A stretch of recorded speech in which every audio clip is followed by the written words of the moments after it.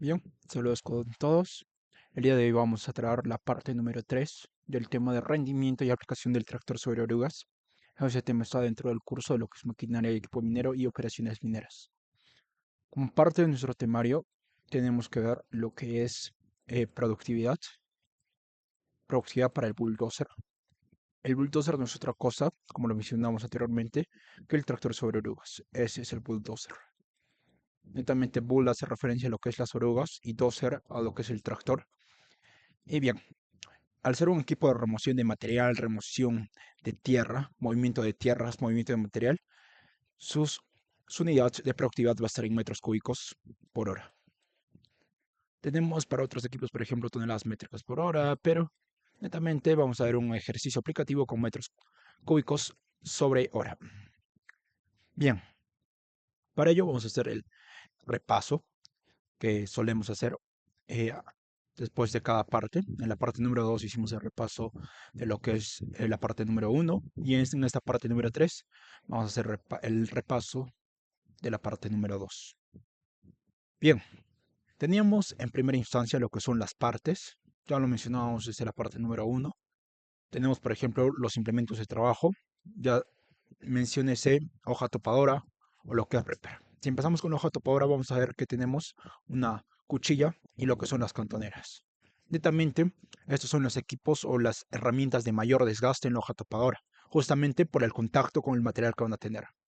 Algo que no tenía el diseño y les mencionaba que era algo muy importante era esta parrilla. Al momento de realizar el acarreo del material, vamos a tener un apilamiento de material. Entonces, para evitar que alguna roca o algún material con una granulometría considerable pase al otro lado y dañe nuestros cilindros hidráulicos o lo que es el tema del radiador, que es para la refrigeración del motor, para evitar que haya daños, justamente tenemos esa parrilla en ese lado.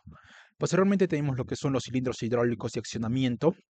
Teníamos dos, uno en esta parte y el otro en la parte posterior.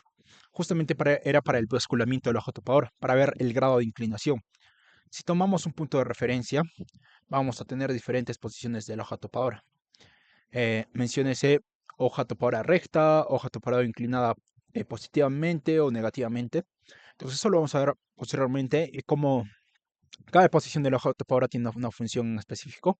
También teníamos lo que son estos cilindros hidráulicos de accionamiento de ascenso y descenso de la hoja topadora. Teníamos lo que era el compartimento del motor, ya les mencioné que en esta parte de negrito tenemos lo que es el radiador y el tubo de escape, ¿no? Que nos ayuda para uno de los tiempos del motor, que es el cuarto tiempo, que es el tiempo de escape. Recordemos los tiempos. Vamos a tener un primer tiempo que es admisión de aire, admisión, un segundo tiempo que es compresión de ese aire, un tercer tiempo de explosión después de que se haya inyectado el combustible y un cuarto tiempo de escape, justamente de escape de esos gases que se van a generar debido a la inyección del combustible en ese ambiente de aire a altas temperaturas, ¿no? Debido a la compresión. Veíamos que teníamos la cabina del operador con el sistema FOPS y ROPS, FOPS anti-impacto y ROPS anti-vuelco. Y les mencionaba alguna característica especial de CAT, es este sprocket alto, lo que son los rodillos flotantes o rodillos inferiores, lo que es la rueda guía, lo que es netamente la cadena, que está conformada por pines, eslabones, zapatas. Y en algunos casos teníamos lo que era en esta parte o un rodillo más. Vamos a ver posteriormente cuál es esa distancia donde la cadena debería estar completamente tensada y cuando no lo está, ¿no? Cuando no tiene ese rodillo flotante y cuánto es el límite de esa distancia, ¿no? Esa longitud permisible. Esa longitud se va a llamar comba, ya les voy adelantando eso. Esa es la comba, un término un poco usual. Y bueno, si hablamos de lo que es Komatsu, el funcionamiento era el mismo, netamente. Y para ello nos vamos a ir al 3D, justamente para terminar de complementar esta idea. Entonces, recalcando nuevamente las partes, teníamos lo que era el sprocket o la rueda motriz, lo que eran unos rodillos inferiores, rodillos superiores, lo que es netamente el tren de rodaje conformado por la cadena, lo que es estos cilindros hidráulicos de basculamiento de la hoja topadora, lo que es estos cilindros hidráulicos de ascenso y descenso de la hoja topadora, lo que es el radiador, lo que es el sistema eléctrico para las luces para el trabajo en donde tenemos, por ejemplo, muy cercano a la costa, donde hay alta presencia de humedad y por tanto se generan lo que es nieblas. Entonces necesitamos, ¿no? Tener ese sistema de luces, o ya sea para trabajos en noche, ya sea en costa o en altura. Teníamos lo que es el tubo de escape, lo que es el compartimento del motor netamente, lo que es la cabina del operador con sus sistemas FOBS y ROPS. Y básicamente es eso. Vimos esas partes, no solo en este capítulo, sino ya en capítulos o en partes anteriores. Y bueno, acá les mencionaba, como parte de nuestro resumen, que CAT se caracteriza por tener sus equipos con un amarillo oro, ¿no? Mientras que Komatsu, sus equipos son un amarillo más puro. Eso lo vemos en palas, camiones, etcétera. A ver, bien. Por otra parte mencionamos lo que era el wheel dozer, como les mencionaba. Dozer hace referencia al tractor. Y wheel, que en inglés significa rueda o neumático, hace referencia entonces el equipo a un tractor sobre ruedas. Este tractor sobre ruedas se los mencionaba en lo que era palas. Les mencionaba que era importante para la limpieza de plataformas. Teníamos, por ejemplo, para CAT el 834H, 844H, 854H. Entonces, este equipo es ideal para lo que es la limpieza de plataformas. Si no recuerdan qué es una plataforma está en el frente de carrillo, ¿no? En el frente de carrillo de la pala. La pala, al estar atacando el material constantemente, va a desplazar material, ¿no? Con una granulometría considerable que puede cortar a los neumáticos de nuestros camiones. Recordemos que vamos a tener 6 neumáticos por cada camión, 2 delanteros y 4 posteriores. En cada eje vamos a tener 2. Entonces, esos 4 neumáticos de la parte posterior se van a ver afectados por esas rocas o material con granulometría considerable. Es por ello que tenemos que tener no solamente ello, ¿no? Inclusive puede ser material un poco más fino. Es necesario entonces que estas plataformas de carguío estén limpias. ¿Para qué? Para optimizar el ciclo de la pala. ¿Por qué decimos optimizar el ciclo de la pala? Porque el ciclo del camión se va a optimizar. Es decir, el camión va a entrar como se muestra en esta imagen. En primera instancia va a entrar así. Así. Y posteriormente va a entrar en lo que es retroceso, así, ¿no? Acá va a quedar el frente, es decir, acá va a quedar la visera en la parte delantera y acá la parte trasera. Entonces, para que se pueda culetar más rápido, es necesario que la plataforma de carrillo esté limpia. Veíamos que una mala práctica operativa que en muchas unidades mineras se tenía era que la pala carga el camión mientras el camión está cargado. Recordemos que el camión tiene diferentes marchas. Entonces, si vamos a cargar a lo que es el camión cuando está en movimiento, esa es una mala práctica operativa, ¿no?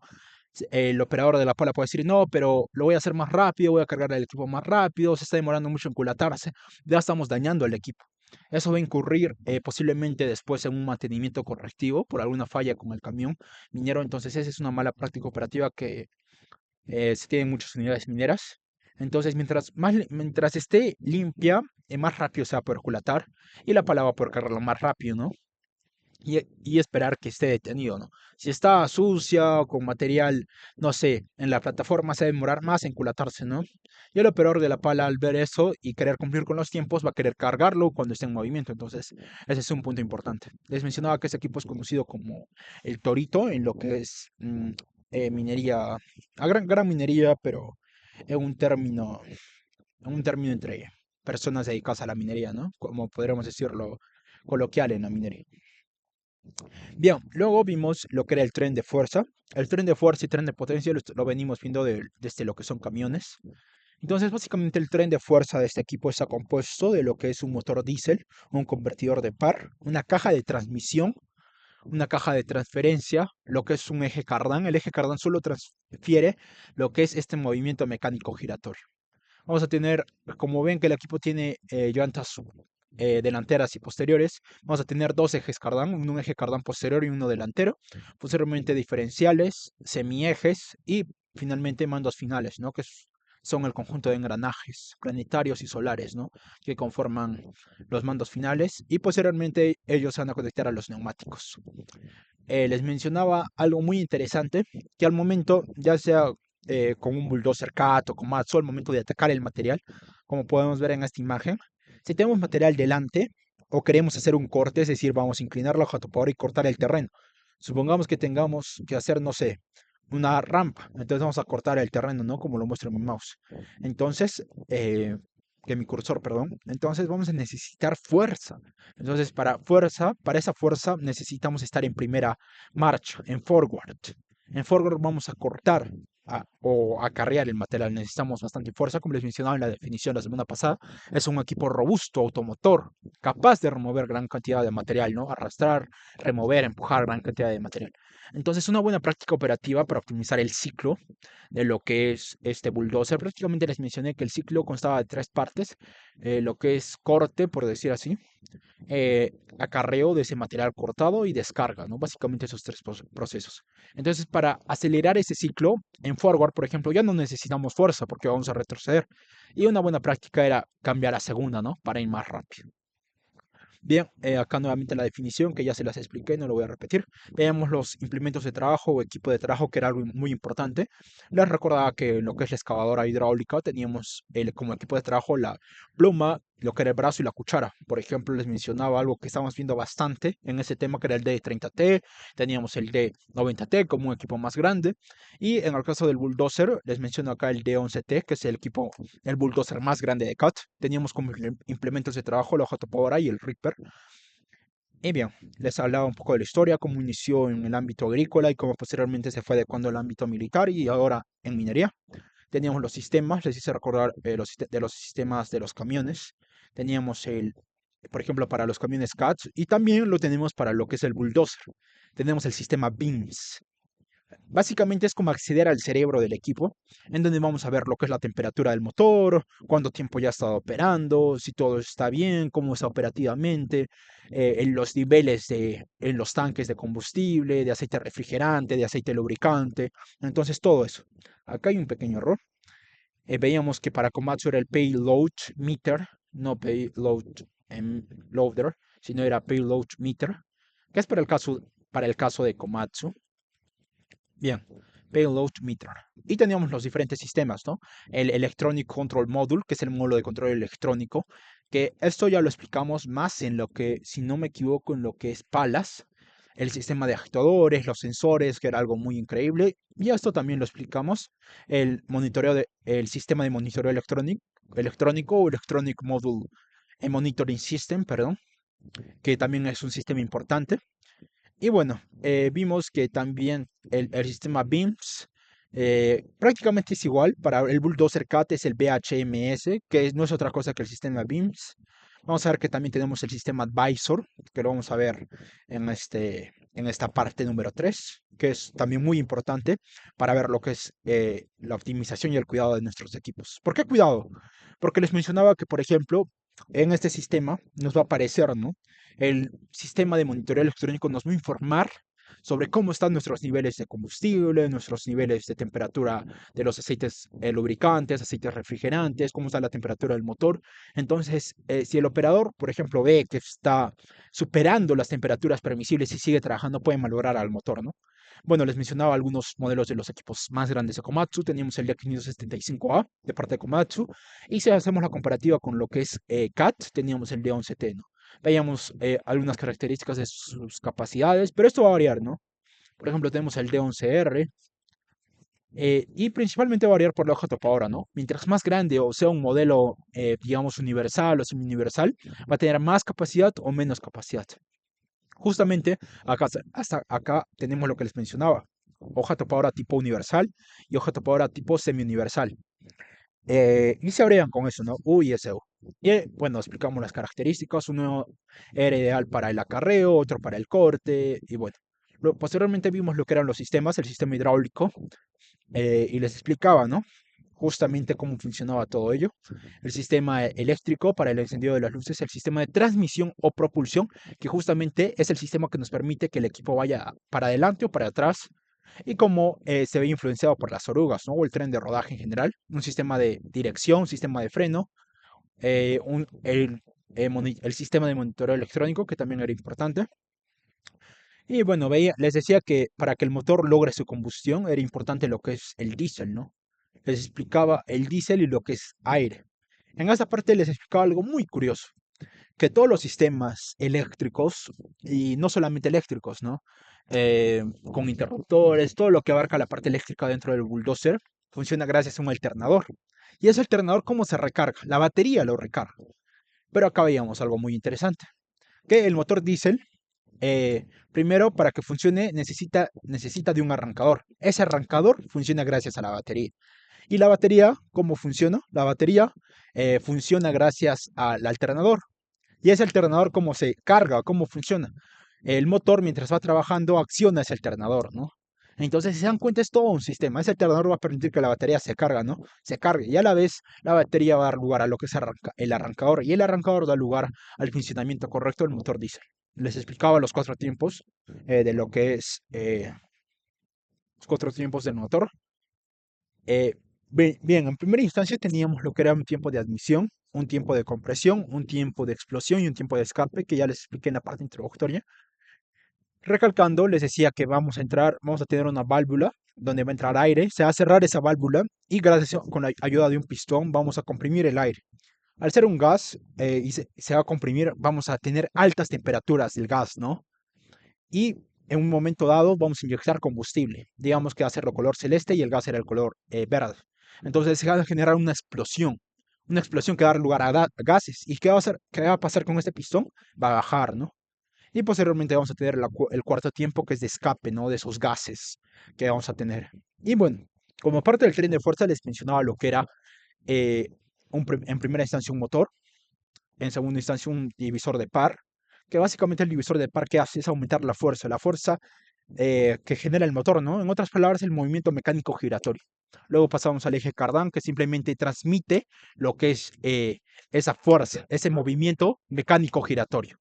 Posteriormente teníamos una caja de transferencia o una caja de cambios que pasaba a un sistema de engranajes, digamos en primera instancia un engranaje tipo S, luego un engranaje tipo T y luego pasaba a un diferencial. De ese diferencial pasaba a lo que eran unos semiejes, de esos semiejes un tipo de embriagues y de esos embriagues a los mandos finales, ¿no? Que serían estos de acá. Y posteriormente ya al sistema, ¿no? De lo que es el sprocket. Les mencionaba también la importancia de los aceites de lubricación. Mientras más grande sea, va a ser un aceite más grueso, ¿no? Y si es, digamos, 15, 10, va a ser un aceite más fino. Entonces, ¿dónde necesitamos un aceite fino? Por ejemplo, en los componentes del motor. No podemos trabajar metal con metal en motor, los componentes del motor. Entonces, necesitamos que el motor constantemente esté lubricado. Es un sistema hidrodinámico. Todo el sistema, en realidad, de tren de fuerza, si hablamos del divisor de par, vamos a tener lo que es un impulsor, un extractor y una turbina que tiene un sistema hidrodinámico. Si quieren saber más de ello, ya lo mencionamos en un video pasado de la excavadora y pueden investigar más. Un sistema hidrodinámico. ¿Por qué se dice hidrodinámico? Hidro en este caso viene de un fluido, ¿no? Que va a ser el aceite, nuestro aceite de lubricación. Y dinámico es que va a estar en constante movimiento, cambio, ¿no? No va a estar constante a través del tiempo. Entonces, eso quiere decir, por ejemplo, ¿dónde vamos a utilizar un aceite más grueso en los mandos finales? Ya que es un sistema de engranajes, como les mencionaba. Entonces, al ser engranajes, necesitamos un aceite más grueso, ¿no? Y si queremos un aceite intermedio, por decirlo así, vamos a necesitarlo en lo que es la caja de transferencia y el divisor de par, un SAE 30W. Bien, eso como parte de nuestra eh, pequeña reseña, pequeño resumen de la parte número 2. Entonces, ahora vamos a abrir lo que es nuestra parte número 3. Bien, para ello es importante, me gusta traer siempre lo que es un equipo. Y justamente les tenía esa imagen preparada, de paso que recordamos un poco. Entonces, si les pregunto, por ejemplo, ¿qué equipo es encargado o qué equipo está encargado o usualmente es usado para la limpieza de plataformas en el frente de carguillo? Ustedes ya saben que estas son las plataformas. Y les mencionaba en el tema de palas y camiones que este tipo de carguillo, cuando la pala carga igual a camiones en sus dos posiciones, en sus dos frentes, se dice que es un carguillo a dos cachetes. A ver si no lo recuerdan. Carguillo a dos cachetes. Es una frase muy poco usual, entonces creo que sí se la recuerda. Bueno, no que podemos recordar las partes de la pala, pluma, brazo, lo que es la cuchara, el mango, lo que son el balde, el caballete, el cremallete, el cremallete de giro. Entonces hay muchas cosas que ustedes, si quieren aprender, pueden ver los videos pasados. Pero el tema de ahora es el tractor sobre orugas y justamente esa pregunta, ¿no? Que les decía. El Will Dozer es el encargado de limpiar, ¿no? las plataformas de carga, justamente para optimizar lo que es el culatamiento de los camiones y para que ya sea pala, camiones puedan cumplir sus ciclos más rápidos, ¿no? Bulldozer. Bien, y vamos a traer ahora lo que es un bulldozer. Ah, vamos a traer a lo que es un bulldozer CAT. Bueno, este es un bulldozer pequeño, ¿no? De los que estamos hablando ya es para gran minería, un D9T, un D10T, un D11T. Este es un poco más pequeño, un D6T. Y si lo quieren ver en comparación a una persona, este está a tamaño real. Más o menos para que se hagan una idea. Y este es uno de los más pequeños. Este es uno de los más pequeños. Este es un... Si vean, no lo hoja topadora ni siquiera la alcanza. Entonces este es uno de los más pequeños, ¿no? Estos equipos son inmensos. Bueno, acá creo que la escala está un poco mal. Debería ser casi el tamaño de la hoja topadora a la persona para este modelo de 6T. Pero lo vamos a ver. Lo vamos a exportar a nuestro Paint para seguir explicándoles algunas partes y seguir avanzando. Justamente les quería traer este equipo, nuevamente, o con el propósito de explicarles el sistema WAFs. Por acá lo voy a poner. Sistema WAFs. Ahora me voy a apurar un poco, porque como les dije, el propósito, más que todo, es realizar explicarles ese ejercicio de productividad. Entonces vamos a apurarnos un poco. El sistema WAFs. El sistema WAFs en español se traduciría como el sistema. Lo voy a poner acá. Bueno, las siglas en inglés serían deducibles, ¿no? Es el sistema de visualización en el área o del área de trabajo. Bien, este sistema prácticamente, ¿qué nos va a permitir? ¿O qué es este sistema? Este sistema es un sistema cerrado de cámaras. Sistema cerrado de cámaras. A ver, vamos a ir un poco por acá. Es un sistema cerrado de cámaras. Cerrado de cámaras. ¿Por qué necesitamos un sistema de cámaras? Al igual que el camión, igual que la pala, vimos que todo equipo tiene puntos ciegos o puntos donde el operador no va a llegar a tener una visión clara, no óptima. Entonces hay puntos que son necesarios e imprescindibles que el operador tenga visión de ellos, ¿no? Básicamente, este sistema cerrado de cámaras se va a conectar o va a tener la salida en lo que es la cabina del operador. Es decir, en la cabina del operador, el operador va a poder ver todos esos puntos ciegos importantes que necesita tener en cuenta. Cabina operador. Cabina operador. Bien, eso es. Ahora vamos a hablar de lo que es la cabina del operador. Para ello les voy a traer una pequeña imagen y después ya voy a ir abriendo lo que es el documento Excel para lo que es productividad. Bien, como les dije, tenemos esta parte de la cabina del operador. Estamos dentro de la cabina del operador. Entonces, para ello vamos a usar nuestro brochure. Primeramente vamos a tomar esta imagen. Como les mencioné, no somos operadores. Ustedes no son operadores, yo tampoco. Entonces, básicamente lo que vamos a ver son módulos puntuales, cosas que ustedes necesitan entender como personas relacionadas al sector minero, ya sea en lo que es planificación de minas, supervisión de minas. Es importante que se tenga esto en cuenta. Entonces, cabina operador. Cabina, o como propias personas de mantenimiento, ¿no? Probablemente haya personas que ven los videos y estén dedicadas a lo que es mantenimiento de equipo pesado, digamos, ¿no? Cabina operador. Básicamente, ¿qué tenemos? Voy a jalar esta otra imagen, justamente para explicar el joystick lado izquierdo, porque vamos a tener un joystick lado derecho, un joystick lado izquierdo. Entonces este sería el joystick lado derecho. Bien, esto va a variar de acuerdo al modelo, esta parte que les voy a explicar. Vamos a empezar por esto. Esto es para el Reaper. Les decía que el Reaper, recuerden que un joystick es como una palanca, ¿no? Que se va a poder desplazar para atrás, adelante, los costados, derecha, izquierda, adelante, atrás. Entonces, este es para el joystick. ¿El joystick qué hace? El joystick ya saben que tiene basculamiento, puede hacerse para atrás, para adelante. Entonces, esto es para netamente para lo que es, perdón, para el Reaper. Un joystick para el Reaper, digamos. O un mando para el Reaper. Y ahora sí vamos a tener lo que es un joystick lado derecho y un joystick lado izquierdo. ¿Qué vamos a tener en esta parte? Bien, en el lado izquierdo, como les dije, varían mucho depende al modelo, pero algo estándar es que en el joystick lado izquierdo, voy a poner por acá, tengamos lo que es el sistema de transmisión o propulsión, es decir, forward, neutro y retroceso. Ya vamos a ver esta funcionalidad del neutro, donde lo usamos Eso lo vamos a usar cuando estemos en parqueo y antes de iniciar, ¿no? Con una primera inspección. Entonces, vamos a tener eso, ¿no? Aparte de tener eso, vamos a tener el control de lo que son las marchas. Es decir, primera, segunda o tercera marcha, que algunos equipos lo tienen. Yo les mencioné eh, una, una optimización o una explicación como parte de un KPI, ¿no? Para mejorar el ciclo de operación de lo que es el bulldozer. Bien, entonces eso es el joystick izquierdo. Y el joystick derecho, netamente, es para la hoja topadora, ¿no?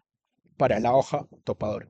Como pueden ver acá, vamos a tener un sistema, ¿no? Podemos tener dos sistemas. Un sistema BIM, si se dan cuenta, vamos a tener diferentes pantallas acá para los diferentes sistemas eléctricos y otros sistemas. Entonces vamos a tener, bueno, antes de pasar a esa parte, vamos a tener los pedales, ¿no? Vamos a tener un pedal desacelerador para lo que es el control de velocidad. Eso lo voy a poner acá. Esto lo veíamos similar a lo que es palas, camiones, ¿no? Camiones era diferente, excavadora hidráulica también. Entonces un pedal desacelerador. ¿Este para qué nos sirve? Este nos sirve para lo que es controlar la velocidad, control de la velocidad. Y vamos a ver otro pedal de freno de servicio. Pedal, freno de servicio. Pedal de freno de servicio. De freno de servicio. Que era muy importante también, que lo vamos a explicar más adelante, más de sus funcionalidades. Eso como pedales, y les mencionaba este sistema, ¿no? Vamos a tener dos pantallitas usualmente, lo que es el sistema BIMS, que les dije que le va a avisar al operador, ¿no? Cómo está el sistema del equipo. Ya no voy a incurrir un poco más en eso porque ya les expliqué un poco atrás. Y vamos a tener lo que les decía, el sistema Advisor, ¿no? Que básicamente acá el operador va a poder registrarse como operador, cambiar lo que es el idioma, y todo se va a guardar ahí, ¿no? Durante su jornada de operación. Entonces, ese es un aspecto muy importante. Como les dije, a grandes rasgos es esto, ¿no? Igual que les expliqué con la excavadora, para qué servía el joystick, las palancas. Bueno, teníamos dos palancas principalmente, ¿no? Pedales, y les expliqué cómo funcionaba. Y bueno, eso tenemos. Bien, ahora vamos a pasar a un tema muy importante, que es la inspección del equipo. Acá hay algo importante. A ver, creo que no hemos usado la imagen. La vamos a volver a jalar, ¿no? La vamos a volver a jalar. Acá hay algo muy importante. Cuando inspeccionamos al equipo, vamos a hacer lo que creo que muchas personas conocen como la vuelta de gallo. Vuelta de gallo. Y básicamente es la inspección del equipo, ¿no? Primero en un nivel piso, luego un nivel plataforma. Recordemos que teníamos tres inspecciones usualmente desde lo que era camiones, ¿no? Inspecciones, un nivel piso, un nivel plataforma y un nivel cabina del operador. Entonces la vuelta del gallo es algo interesante, ¿no? La vuelta del gallo nos dice que, o bueno, usualmente sabemos esto, si no lo conocían, es momento que lo conozcan. Toda inspección, toda inspección comienza por el donde el operador desciende o asciende, perdón, ascende o desciende del equipo. Entonces, digamos, si acá hay una escalera, la inspección empieza por acá, ¿no? Empieza por acá y sigue esa vuelta del gallo, ¿no? Alrededor del equipo. Luego ya asciende, ¿no? Un poco más. Digamos, esta segunda parte de lo que es el sprocket, o si digamos tiene barandas. Entonces, esa es la vuelta del gallo, ¿no? Y como nuevamente les digo, toda inspección inicia por donde se va a subir o ascender a la cabina del operador. Y como les dije, a partir de ello se da toda la vuelta del gallo, ¿no? Y luego se va subiendo las cadenas, el sprocket, etc. Bien. Otra cosa importante que les tengo que decir es esto, ¿no? ¿Cuándo realizamos la inspección? Acá sería un cuándo, ¿no? Usualmente lo realizamos en tres tiempos. Uno, al inicio. Al inicio. Si hay un inicio, tiene que haber un final, ¿no? Al final. Y otro cada vez que se desciende, ¿no? Cada vez que se desciende. Cada vez que se desciende. ¿Y cuándo va a pasar eso? Digamos, tenemos un mantenimiento correctivo. No sé, por rotura de algo, o digamos, el cilindro hidráulico está fallando, o se ha salido. Entonces vamos a tener diferentes situaciones. Es decir, en esas situaciones vamos a tener que revisar el equipo nuevamente, ¿no? Puede ser que se nos haya hecho visible una falla, pero ¿qué tal si tenemos más fallas, no? Entonces es importante la inspección en esos tres tiempos que les menciono. Y bueno, algunas recomendaciones que ya les di es esa vuelta del gallo, ¿no? Iniciar por un punto de partida adecuado, seguir una secuencia lógica, como ya les mencioné anteriormente. A ver, regresamos. Es un poco abajo, sí. A ver, ¿qué más? Creo que acá ya entramos a lo que les decía de los rodillos. Algo que les quería explicar también era el vástago de regulación. Ahora voy a ver si acá tenemos las orugas. Creo que esta imagen me gusta más. Hay una imagen con lo que es un rodillo superior. No, esta imagen no. Aunque esta imagen está buena, pero... A ver, la vamos a incluir ya. Espero que entiendan, aunque no se ve muy bien. No, no la van a entender muy bien. A ver, si tengo algo de las orugas exactamente. Esta imagen podría ser. Ya, esta imagen va a ser ya.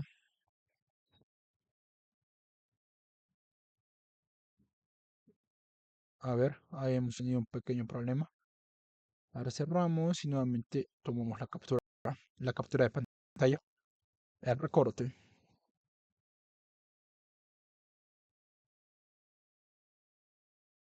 A ver bien.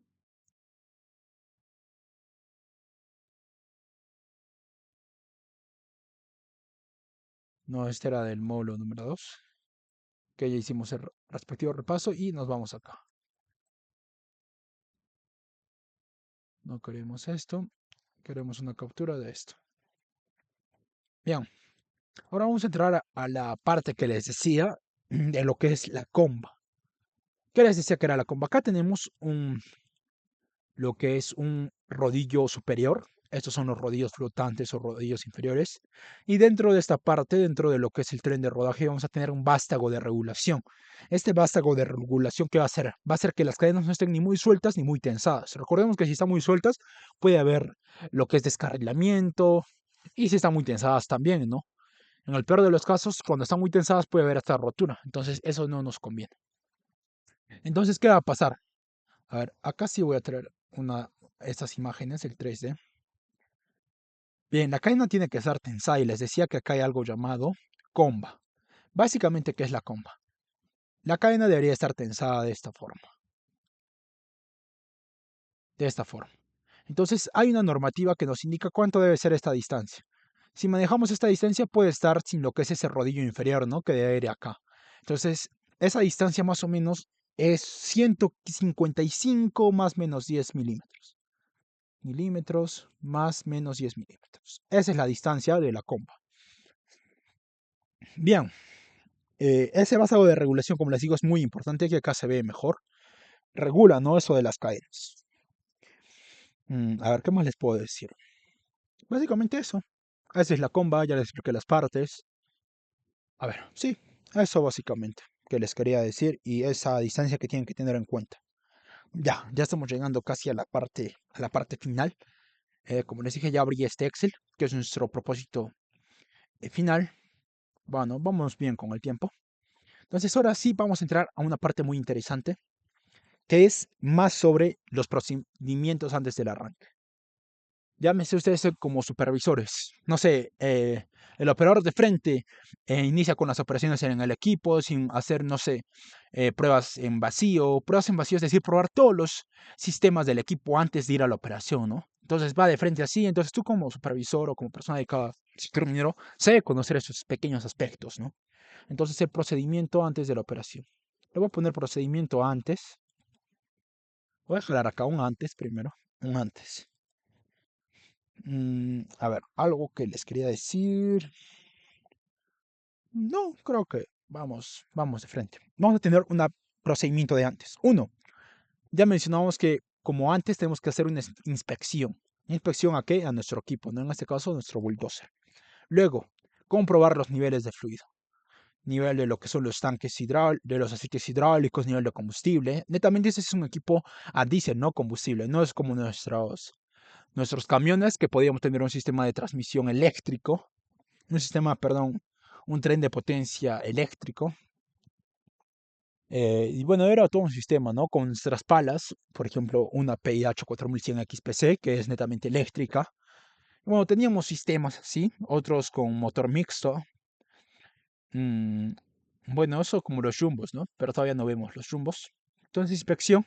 Uno, hacer la comprobación de los niveles de fluidos, la inspección. Otro, como el operador acá tiene que ver muchas cosas, ¿no? Uno, el operador tiene que ver su ergonomía. ¿Cómo ve su ergonomía? Él acomoda su asiento, ¿no? Asiento. Y el operador, ¿qué cosa más hace, no? Por su seguridad tiene que usar el cinturón, ¿no? Cinturón. ¿Qué más ve el operador? Todo esto ve el operador, ¿no? En muchos casos el operador ve eso, pero a lo que va netamente ligado al operador es eso. Otro que se debe comprobar es el comprobar el freno de estacionamiento aplicado. Como vamos a partir de un punto, el equipo debe estar estacionado y el operador tiene que fijarse que el freno esté con el freno de estacionamiento. Entonces tiene que fijarse que esté con freno de estacionamiento aplicado. Si no está, lo tiene que poner, ¿no? Aunque es una muy mala práctica. A ver, ¿qué más? La palanca de transmisión tiene que estar en neutro, como les digo. Y bueno, verificar el sistema del equipo, no el sistema BIMS. BIMS. Esto como parte de lo que es propulsión. Bien, el sistema de lo que es para después, ¿no? Después del arranque. Bueno, hay algo que se dice probar los diferentes sistemas del equipo, ¿no? Eso no es otra cosa que dejar el motor en vacío durante 5 minutos. Entonces, motor en vacío durante 5 minutos. ¿Qué otra cosa más? Necesitamos comprobar el sistema hidráulico, ¿no? Los sistemas hidráulicos. Hacer como una prueba para ver si todos están bien. Hidráulico. Y posteriormente revisar los medidores, ¿no? Revisar mis medidores durante la operación. Acá es donde les decía que el operador tiene mucho que ver, medidores. Es decir, por ejemplo, si tenemos temperatura, no sé, de los aceites lubricantes, aceites refrigerantes, y al operador le va a llegar la señal de que debe parar, digamos, si está al tope, debe parar. El operador informa a supervisión y supervisión da la orden para que pare el equipo. Pero si el operador, ¿qué pasa si le sigue dando? Va a malograr el motor o los diferentes tanques, ¿no? Entonces, eso es algo muy importante, revisar los medidores durante la operación. Durante operación. Operación. Y básicamente, ¿cuál va a ser el otro tiempo? El procedimiento cuando esté en estacionamiento, ¿no? Para estacionamiento. Estacionamiento. Entonces acá hay algo muy importante, ¿no? Aunque les parezca increíble, hay operadores que dejan al equipo muy cerca una cresta, ¿no? O a una banqueta inestable. Entonces no dejar cerca crestas, ¿no? No crestas, ¿no? Crestas. No estacionar en crestas, taludes.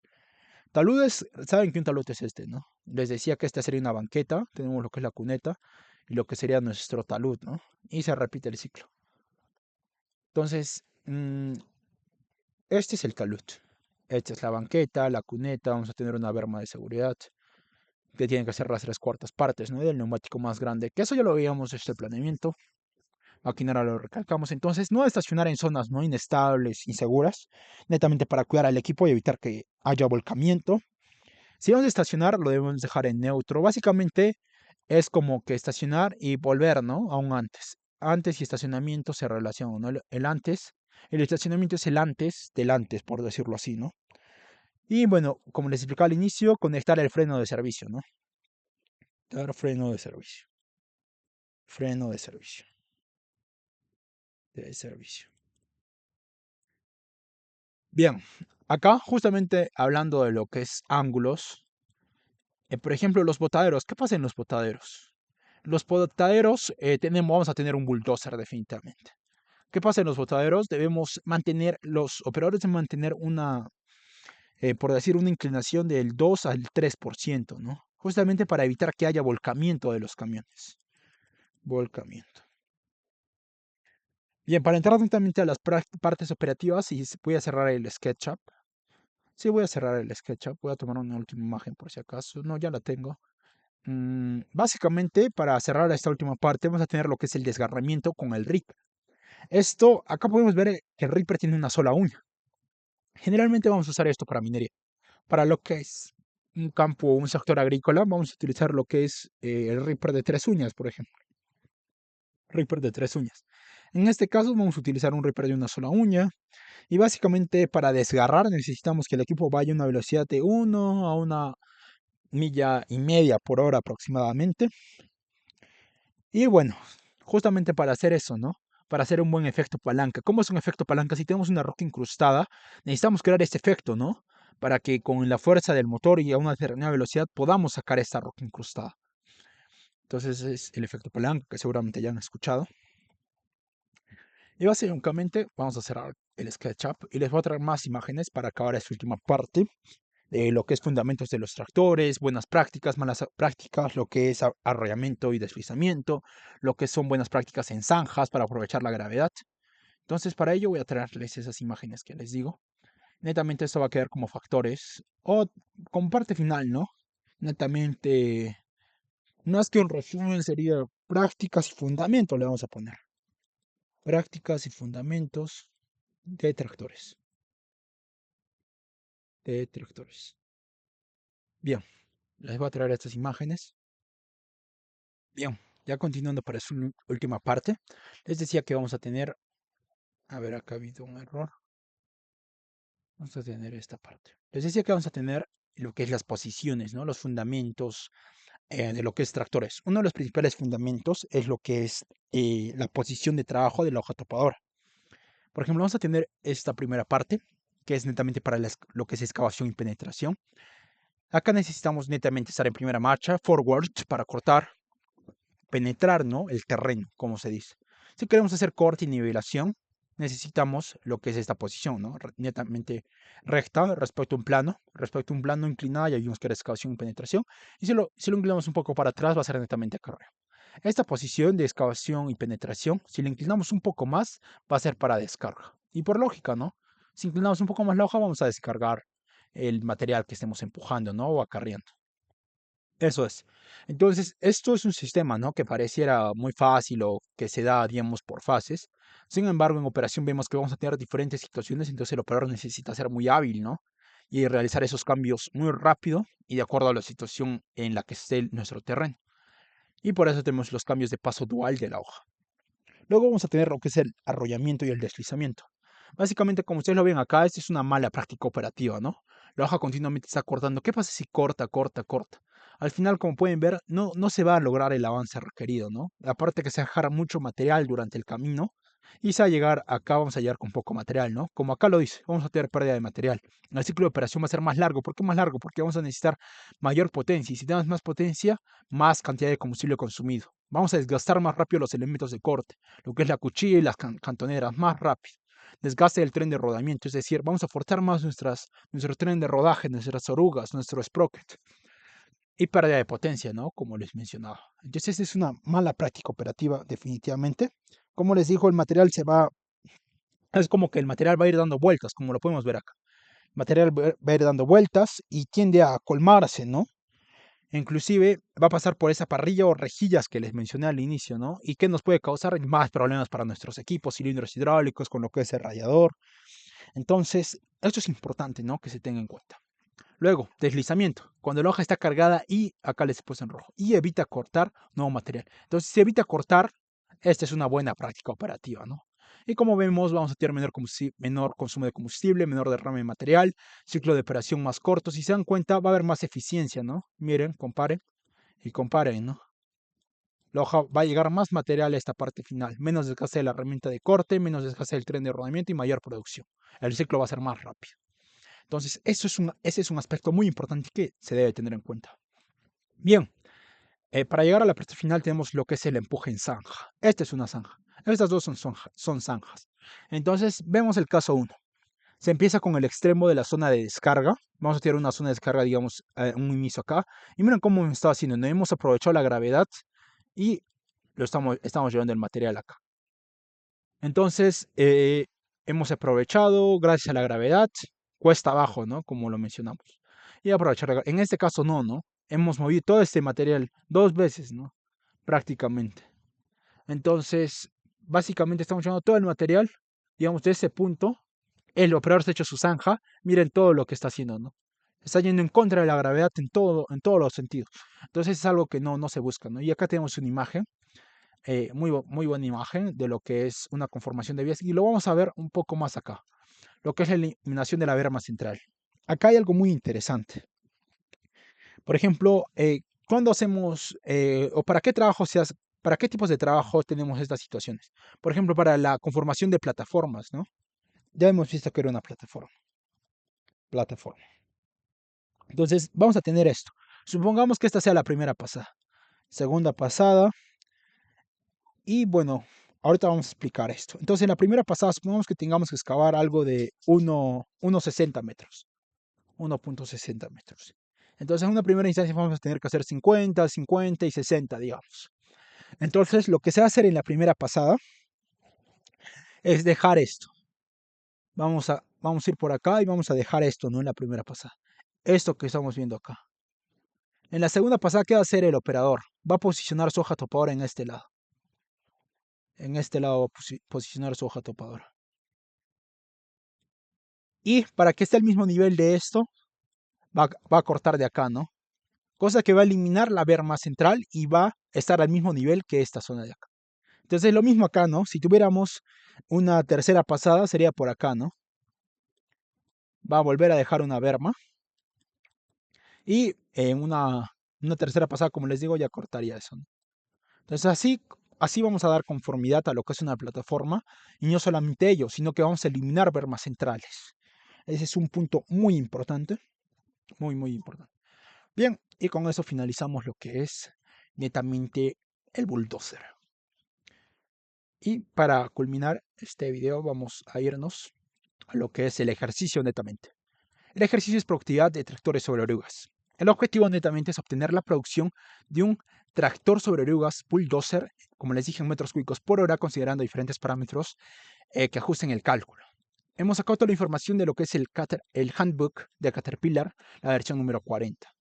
Para la producción máxima hemos encontrado, les voy a mostrar solamente la página 63, por ejemplo. Entonces ustedes lo que van a hacer es irse a su handbook y van a buscar la página número 63. Entonces, y acá lo tenemos. Justamente lo que ven acá es esto, ¿no? Es esto. Entonces, simplemente ustedes tienen que buscar su handbook y buscar para demostrarle, por ejemplo. La página 64 nos muestra estos abacos para la producción calculada, una producción calculada para hojas universales. Entonces, si bajamos un poco, acá tenemos el abaco. Tenemos para hojas universales, tenemos para hojas semi-universales, que les expliqué que eran las principales. Tenemos para hojas rectas, para hojas... Bueno, esas son las tres principales hojas. Para el ejemplo vamos a ver una de estas dos hojas. Y teníamos lo que son las opciones de hojas topadoras para máquinas CAT. Es decir, ¿qué accesorios podemos agregar? Por ejemplo, para una D10T, por ejemplo, podemos agregar lo que son estos dos puntos. El punto número 2 y 3. Lo que sería una hoja universal y semi-universal. Es decir, podemos acoplar esas hojas a un D10T. Ese cuadro es importante. Y por ejemplo, para ver el ajuste de la producción, hemos sacado del handbook página 67, un poco más abajo. Y así hemos sacado estos tables, ¿no? Estos factores que vamos a tener una producción máxima, una producción calculada máxima, pero no significa que sea la real. Para obtener la real necesitamos ajustarla con los factores de corrección. Entonces, para ello, vamos a tener esta fórmula y estos diferentes gráficos, fórmulas para los ajustes. Algo interesante es que los ábacos y todas estas fórmulas, este gráfico de pendiente es hecho con una resistencia, ¿no? Una resistencia teórica, que vamos a ver que es importante para adelante, para más adelante. Esa resistencia teórica se explica acá, esa densidad, perdón, del material se explica acá, si lo quieren leer ustedes. Por ejemplo, aquí está, densidad 1370. Entonces, eso vamos a ver, ¿no? Eso es como una densidad teórica y vamos a ver la densidad real de acuerdo al material que nosotros tengamos. Bien, ¿qué nos dice nuestro ejercicio? Nuestro ejercicio nos dice que vamos a tener un equipo, un bulldozer que va a hacer una distancia de acarreo de 150 metros. El operador tiene una experiencia deficiente. Las características del material es difícil de empujar, compuesto por arcilla seca. Esto es importante. La visibilidad en la zona va a ser un trabajo de noche. La eficiencia de trabajo es 40 minutos por hora. La pendiente de trabajo va a ser 10% cuesta arriba. El modelo del tractor es un D11R. El tipo de topadora es un universal y la condición del material es suelto. Sacamos los datos, la distancia de empuje, la capacidad del operador, el turno que es noche. Acá podemos ponerla, ¿no? Que es arcilla. Difícil. Y que es arcilla seca. Arcilla seca. Vamos a tener que va a ser de noche. La eficiencia de trabajo es 40. Acá es 40. 40 minutos por hora. 45, perdón. La dependencia del trabajo es 10%. El modelo del tractor es un D11R CAT. La hoja es universal y la condición del material es suelto. Entonces, antes de ir netamente a los ábacos, tenemos este gráfico, ¿no? De producción máxima, que es calculada, no es real. Entonces, como primer paso, nosotros debemos estimar una producción máxima. Y sacamos los datos, ¿no? De 11R, la hoja topadora es U y la distancia es 150. Acá no estamos considerando la pendiente la vamos a considerar más adelante. Entonces, con la información anterior ya podemos sacar de este abaco, ¿no? Recordemos que es un camión de 11R con una hoja universal. Entonces, nos vamos rápidamente a esta hoja universal. Entonces, buscamos un D11R. Aquí está, D11R para hoja universal. Entonces, cuál nos dice que es la hoja, la curva A? Entonces, tomamos esa curva A, que es lo que hemos hecho en esta hoja. Tomamos esa hoja A y intersectamos con la distancia de empuje en metros, que es 150, y vamos a obtener una producción calculada más o menos de 500 metros. Entonces, acá está, 500 metros cúbicos por hora. Bien, ahora necesitamos ajustar esa producción máxima que hemos calculado. Entonces, para ello tenemos lo que son los factores de corrección. Un primer factor es la capacidad del operador, que nos dice que es deficiente. Entonces, si es deficiente, vamos a considerar lo que es 0.6. El material nos dice que es material difícil de empujar y además es arcilla seca. Entonces, vamos a considerar 0.80. La visibilidad es un trabajo de noche, ¿no? Entonces, vamos a considerar 0.80. Y la eficiencia del trabajo nos dice que es 45. Está entre 50 y 40. Nos dan para esos datos. Entonces, lo que hacemos es simplemente interpolar y vamos a obtener que para lo que es una eficiencia de trabajo de 45 minutos, vamos a tener un factor de corrección de 0.75. Y la pendiente nos dice que es 10%, pero 10% positiva, cuesta arriba. En ese caso, si fuera una pendiente que nos ayudaría a nosotros o al operador para realizar su trabajo, sería negativa. Pero en este caso es algo como que nos va a costar, ¿no? Nos va a desfavorecer. Entonces, por eso lo consideramos positiva porque va a sumar. Entonces sería 0.8 y la conseguimos acá. Eso es lo que les digo, ¿no? Supongamos que fuera una pendiente desfavorable, ¿no? Que nos ayude, cuesta abajo, no cuesta arriba. Entonces, si se dan cuenta, nos va a ayudar, ¿no? No vamos a considerar un factor de 1, sino vamos a considerar un factor de 1.2. Entonces, ese es un factor que nos ayuda bastante, que nos ayuda bastante y es muy importante. A ver, ¿cuánto vamos? Vamos 51 minutos. Excelente. Entonces ese factor es de 0.80 adimensional. Entonces, luego de interpolar y obtener ese factor, vamos a tener lo que es la densidad. Les decía que la densidad teórica con la cual se han hecho con el cual o los cuales se han hecho los ábacos ha sido una densidad teórica de 1370. Pero no dice que es arcilla seca el material que vamos a tratar. Entonces nuestra densidad real sería arcilla seca. Entonces si nos vamos a arcilla seca, a ver, arcilla seca, 1480 kilogramos por metro cúbico. Esa es la densidad. Esa sería una densidad real. Y lo que hacemos es calcular ese factor por densidad, ¿no? Lo que es una densidad teórica sobre la densidad real. Y vamos a tener 0.93. Recopilamos todos los factores de corrección, ya sea de operador, material, visibilidad, eficiencia pendiente y densidad. Y bueno, lo multiplicamos por la producción máxima.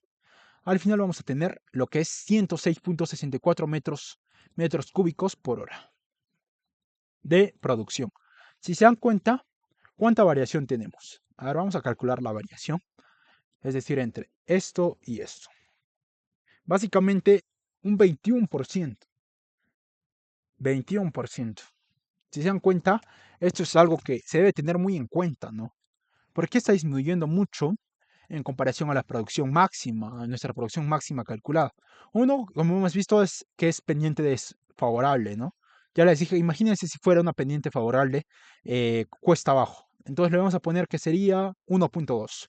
Pendiente 1.2. Entonces ya ven cómo cambia, ¿no? 32% ahora. Y como les dije, la parte número 1 y parte número 2, el operador debe ser una persona con años de experiencia, mínimo 3 años. Entonces es difícil que sea un operador con capacidad eficiente, no a menos de que no haya personal o haya problemas. Entonces generalmente vamos a tener un operador excelente, o bueno, pongámosle un operador excelente con más de 5 años de experiencia. Entonces, si tenemos un operador excelente, va a ser 1. Entonces ya no tenemos 32, ya tenemos 53%. Entonces, si se dan cuenta, esos son uno de los factores más importantes, ¿no? Lo que es la pendiente y lo que es la capacidad del operador. Otro factor que vemos es la eficiencia, ¿no? Podemos aumentar la eficiencia del trabajo, que ya no sean 45, sino que ahora sea, digamos, 60, digamos. Podemos extrapolar y obtener, digamos, que va a ser 55. Entonces algo de 0.9. Entonces, si se dan cuenta, ya ser 64%. Entonces, es lo que queremos, ¿no? Optimizar y obtener la mayor producción posible. Bien, vamos a cerrar esto, lo queremos guardar. Vamos a irnos a esta parte número 3. Y básicamente con eso vamos a acabar lo que es esta parte del bulldozer. Y bueno, hemos tratado superficialmente también lo que es el bulldozer y todo lo que abarca, ¿no? Sus sistemas hidráulicos, sus partes, componentes, cómo se da el mantenimiento, el temas de seguridad, características del operador, características de eficiencia, características de producción, un ejercicio aplicativo de producción. Entonces, en general, hemos visto todo ello. Y con esta parte finalizamos este tercer video de lo que es el bulldozer. Gracias.